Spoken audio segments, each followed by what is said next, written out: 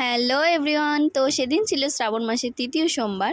আমি এমনিও সোমবার করে উপোস করছি, পুজো করছি শিব ঠাকুরের।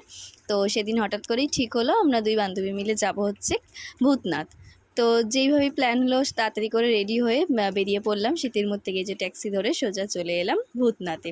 ভূতনাথে কিন্তু সেদিন প্রচণ্ড ভিড় হয়েছিল। আমাদের ওই বান্ধবী, ওর নাম হচ্ছে লিমা।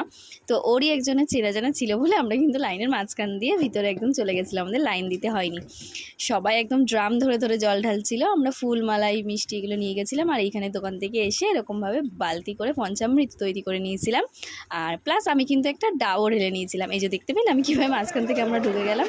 তো তারপরে বাবার মাথায় জল ঢেলে সোজা বেরিয়ে চলে গেলাম হনুমানজির কাছে, মানে বজরংবলির কাছে। তার কাছে গিয়েও কর্পূর ধূপ মোমবাতি ধরিয়ে নিয়ে তারপরে আমরা বেরিয়ে পড়লাম আবার বাড়ি যাওয়ার উদ্দেশ্যে। মন্দির থেকে বাড়ি ফিরে করে নিয়েছিলাম ঘরের ঠাকুরের পুজো।